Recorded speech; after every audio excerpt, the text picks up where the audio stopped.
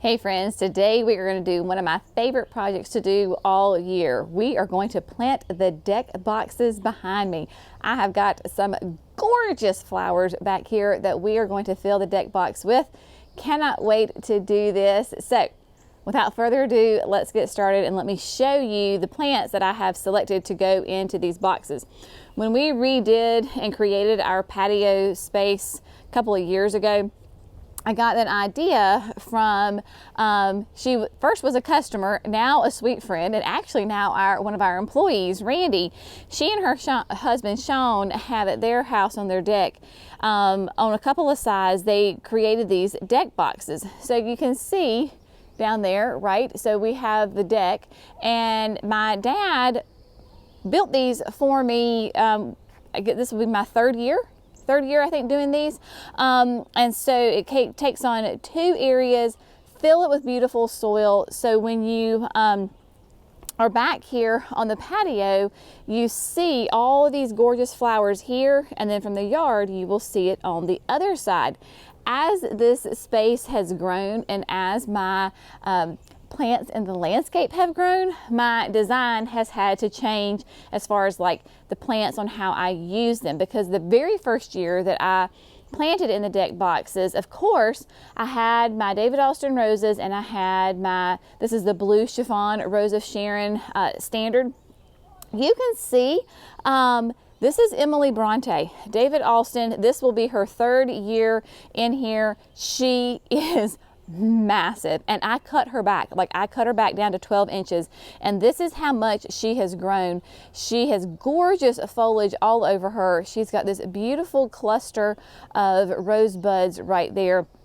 So I have to kind of keep her under control. Then of course that is the blue chiffon Rose of Sharon. That is the standard. We found it from a nursery a couple of years ago, and I love it. It's fantastic.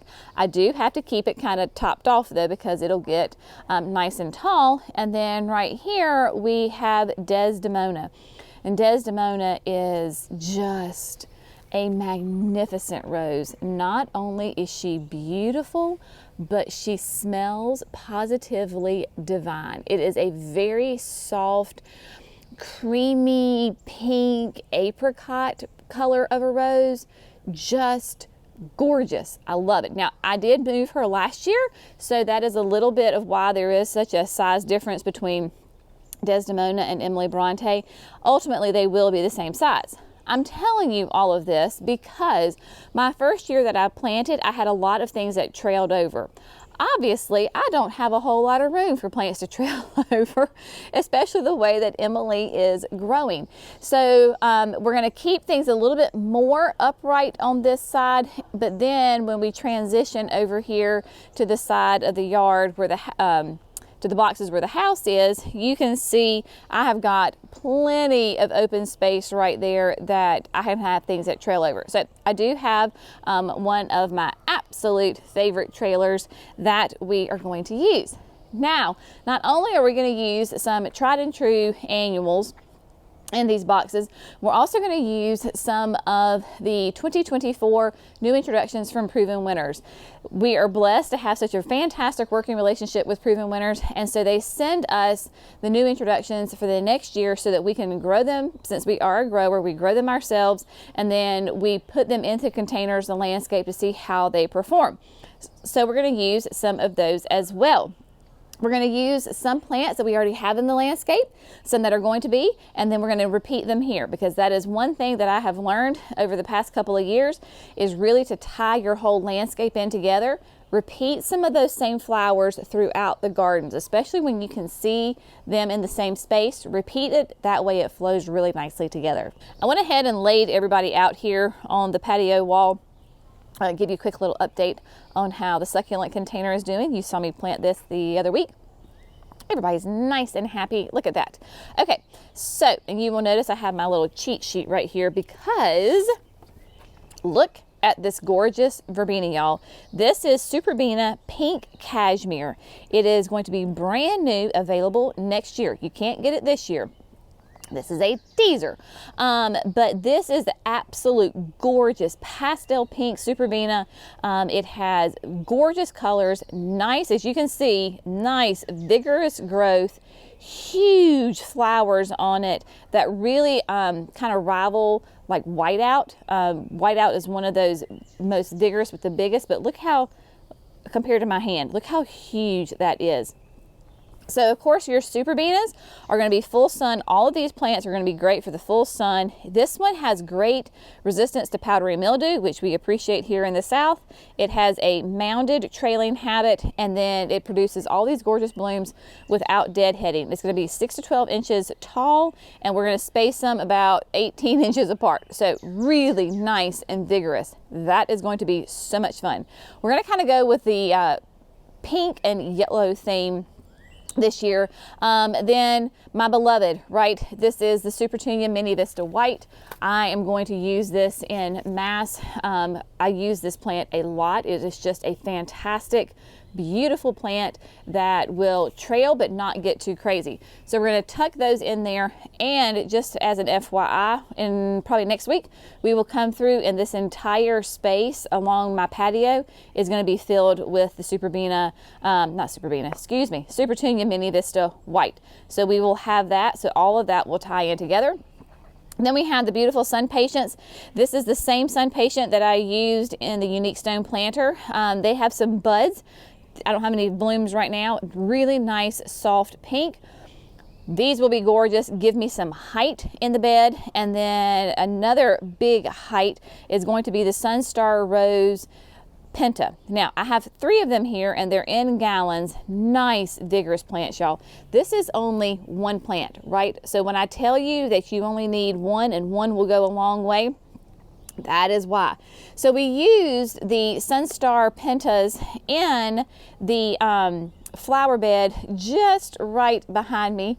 Turn that so you don't get so dizzy.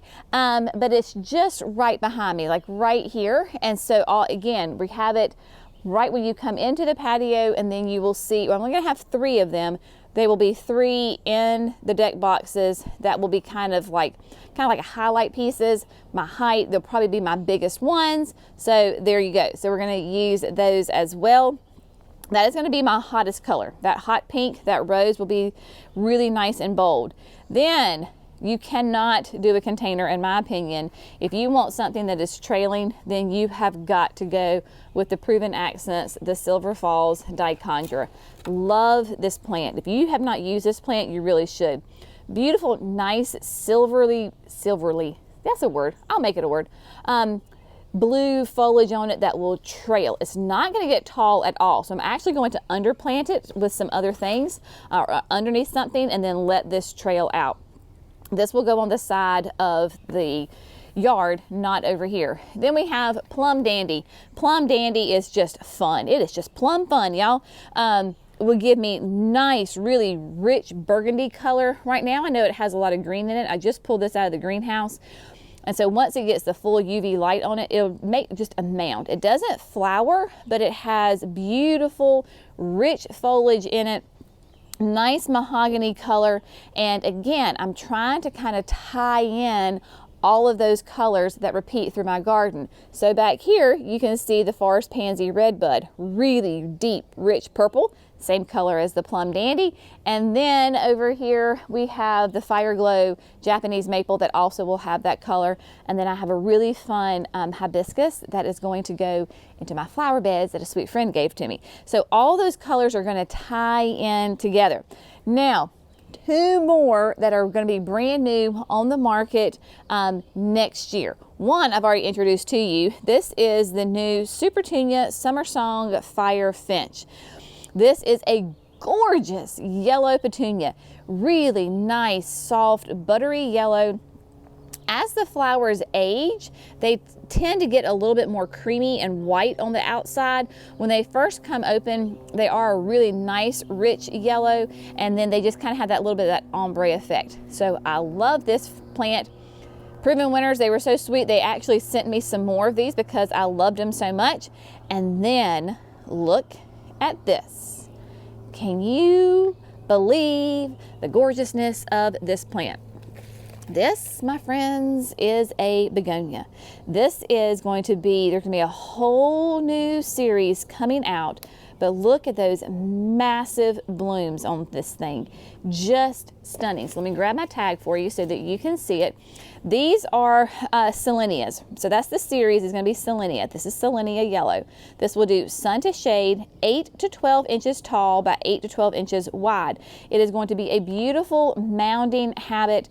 So we're going to use those. I have, I think, 4 of them that I'm going to be able to use, because the other 6 are going to go in my hanging baskets. So I'm going to put 3 of the Selenia yellows in here, and then they are going to be hung right there. There's going to be 1 there, and then there's going to be 1 on the other side as well. So all of this is going to tie in so nicely together, because you've got the beautiful soft pastel pinks of the roses that are doing great. Then you've got some nice yellows, which I love yellow. Yellow seems to be my color of the year this year. I don't know why. I'm just loving yellow. And so I'm hoping we're going to get lots of colors and textures and movement and just have lots of fun in this flower bed. So let's pop up there, and I'm going to haul all these plants up there, and we're going to start trying to figure out the design process, because I have really no idea the layout of the plants. All right, so here we are up on the deck. I'm just going to go ahead and tell you that this is not the easiest spot to film. So we're going to move the camera around a lot so that I can try to give you the best perspective of this space. Now, I know some of you are going to ask on sizes. This, like I said, my daddy built these for me, and I was just kind of like, make it yay big by yay high, that kind of thing. There are no plans. It is just, he's a woodworker and he made them for me. It is basically a box within, sitting on top of the deck. It is not sitting directly. This is, we have the Trex board here, so this is not wood per se, so that is really nice. But I would say they're probably, as far as the planting space with inside, is 18 inches wide, and then it's 3 Trex boards high. So they're what, 6 inches wide? So that's an 18, so like an 18 by 18. There are drainage holes in the bottom, so yes, this drains really well. And Jerry was sweet enough to fill this up with for me this morning, because that's the hardest part of this whole job, is getting it filled with soil. Like I do with all my containers, the bottom one, 1/3 of the container is filled with compost, really high quality compost. And then the top, the rest is just our beloved Proven Winners potting soil. And yes, I fill this entire thing, he did, with potting soil. Yes, it is quite an investment in the soil. It takes a lot of bags of soil. However, I have gotten 2 years worth out of the soil. So yes, this would be my 3rd year. The first year, we filled it completely up. I was able to reuse it last year, and then last fall I did remove all of the soil. And y'all, there were roots all the way down to the bottom. I mean, like, I could pull out a corner and it was a perfect 90-degree angle.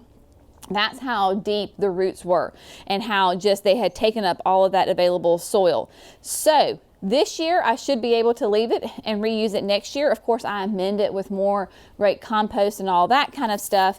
But just know, this is why we encourage you to switch out your potting soil, is because these plants need lots of room for their roots to grow. And if you already have roots in there taking up space, your plants aren't going to do as well.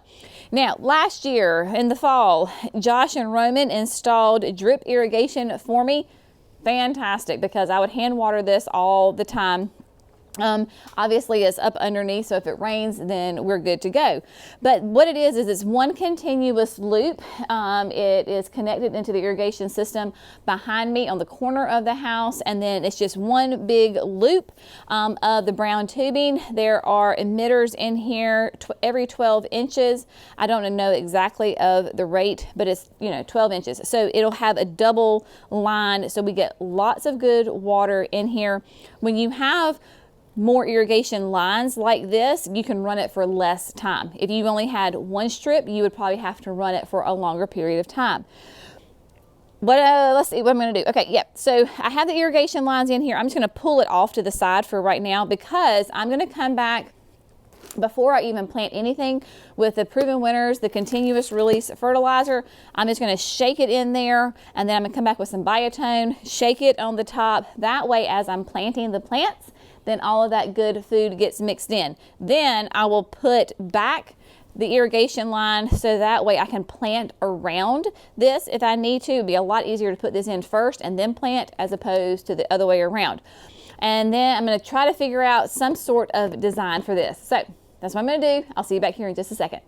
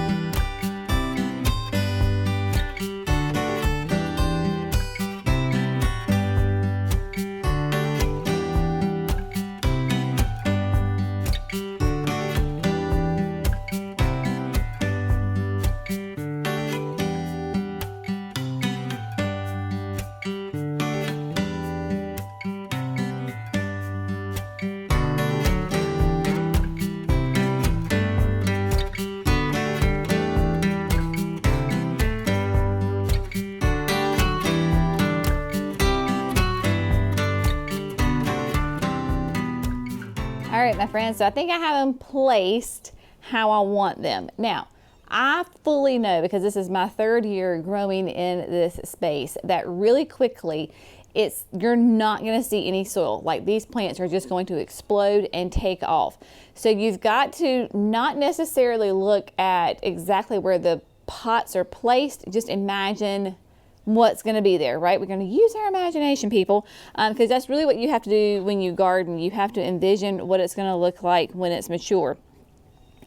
And let me just give you a thought into my design process and my thinking, okay?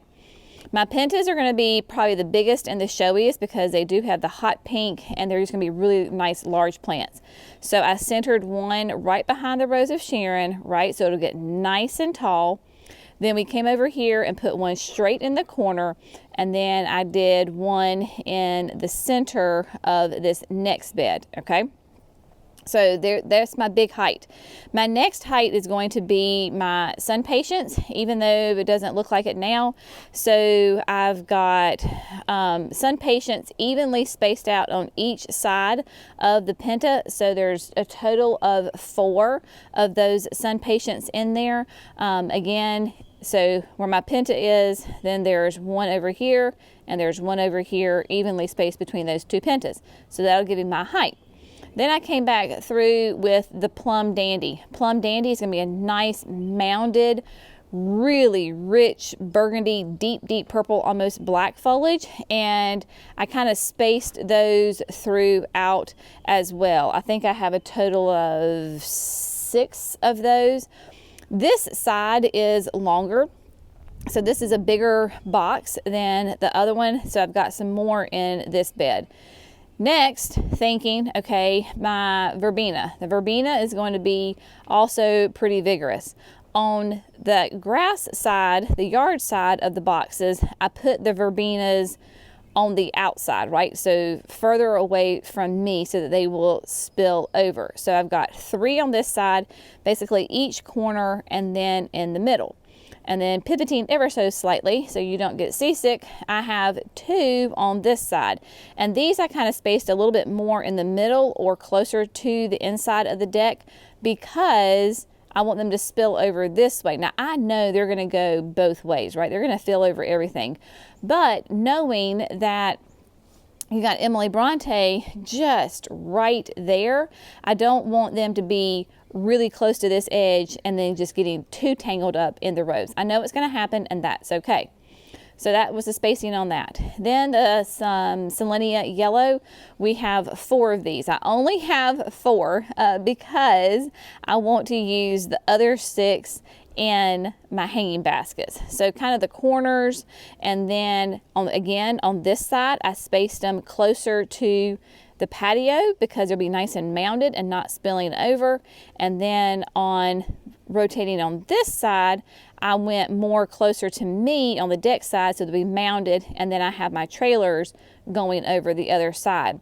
You don't have to worry about getting like too perfectly matchy. Like, don't freak yourself out over that, because yes, this is one planting, but the two boxes, the two spaces have different requirements, I guess. I need trailing stuff on the grass side. I need mounded stuff on the patio side. So we're all repeating, and that's where the plants are all going to grow together. And it's not, you're not going to go, oh my gosh, that Selenia yellow on that side is more to the left and over here it's more to the right. Nobody is going to notice that. They're just going to go, oh my gosh, this is beautiful. I love it. So that's what we're going to go with. And then with the petunias, both the saffron finch and the mini vista white, big side, I used a lot more, and I try to kind of complement and flip-flop them. So I have the saffron on the inside, the white on the outside. Then we come over here and I flip-flop it. So that way they'll be going intermingled all together. And then you'll notice I did put the 3 Dichondra Silver Falls right there really close to the edge, because I want those just to trail over. There are 3, and I tried to space them out nice and evenly within this bed. I did not use it over here because if I put it on this side, it's going to get way too long and it's going to be a mess right here. So I just didn't use it at all. And then I rotated the yellow and the white closer to the inside. I didn't use any on the outside because I don't want them spilling over. Now comes the really easy part, quote, the easy part. We're just going to pop these babies out of their containers, plop them in the ground, in the soil, because I've already got the fertilizer in there, I've got my compost in there, I have everything that I need in there. So we're just going to get them into the ground, you know what I mean, into the containers, and then I'm going to come back and top dress with my black gold compost and make sure that the irrigation is nice and tucked down. We had some landscape staples that was holding it down, and when Jerry filled up my boxes, I'm not sure what he did with them. So I'll try to find some, but because it would be nice to kind of hold that down. But if I can't find them, that's okay too.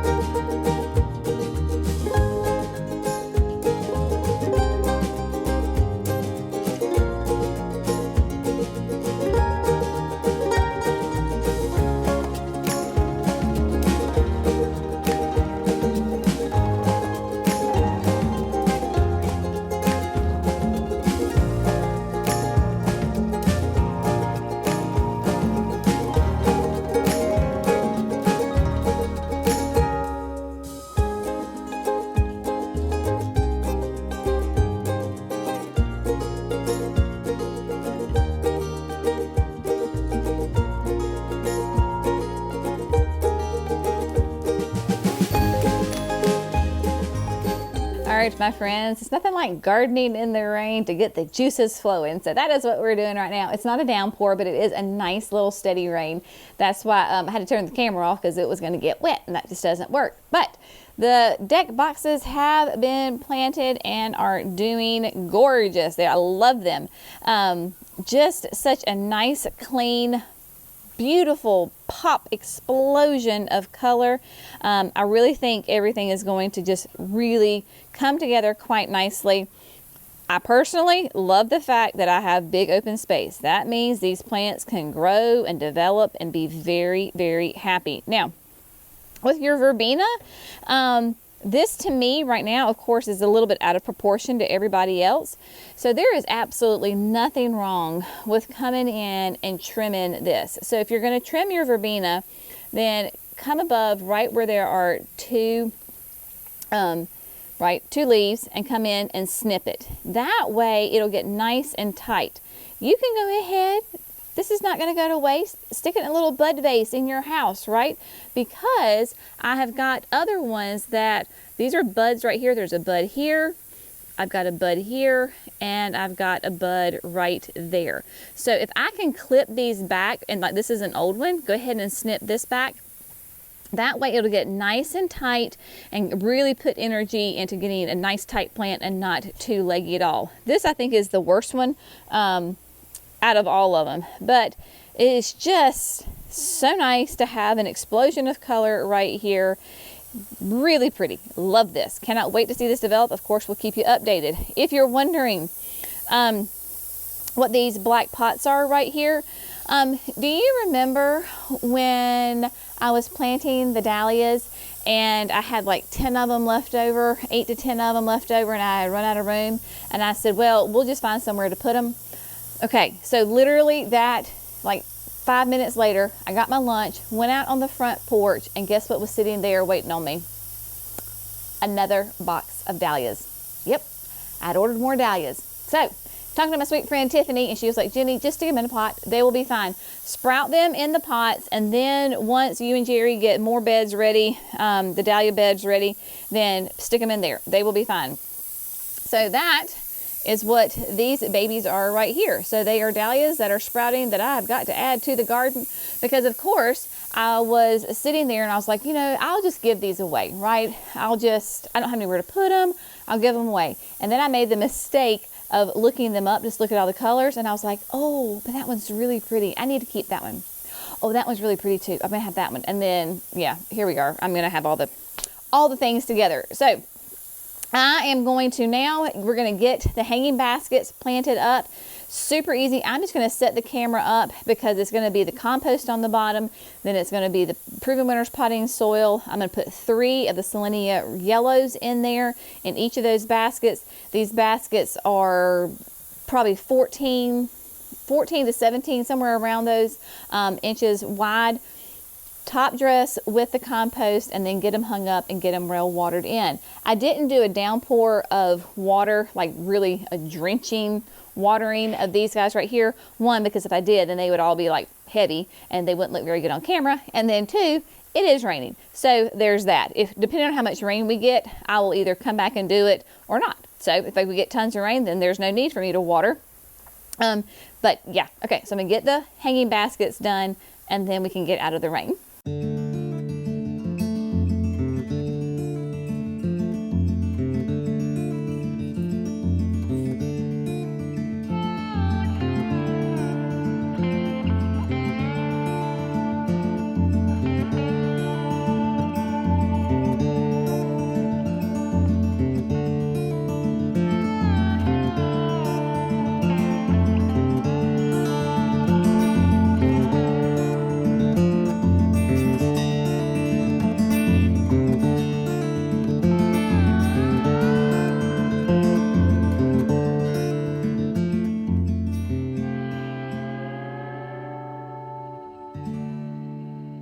All right, my friends, so the hanging baskets have been planted, and you saw I just did 3, and I basically did them in a triangle. That way they will grow together. I mean, they look like kind of like one plant now almost, and just get nice and big. I think these were 8 to 12 inches tall and wide. So they're going to grow up, and then they're going to fill over. They're not fill in, they're not going to spill over, rather. I mean, the leaves will hang down a little bit. So I don't really want, I mean, I could have added like Silver Falls to this. So if you really want like a trailer, you certainly could do that. Silver Falls would be really pretty.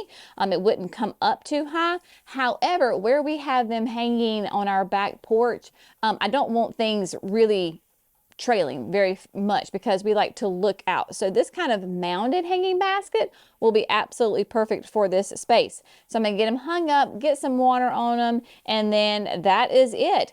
Of course, all with your flowering annuals, you want to use your water-soluble fertilizer because these are going to be heavy feeders in order to sustain all of these gorgeous flowers. So put yourself on a regimen, whether it's once a week, every 2 weeks, put it on your calendar, come through with the Proven Winners water-soluble fertilizer and feed these sweet things. That way they will have nice, beautiful, dark green foliage and these massive, gorgeous blooms. We are going to put these on drip irrigation sometime this year. We've been saying that and it hasn't happened, but the key to having beautiful, consistent hanging baskets is lots of beautiful water. So as always, I hope you have found this fun, informative, and inspirational. Y'all have a fantastic day. Thanks so much for gardening with Creekside. We'll see you in the next video. Bye, friends.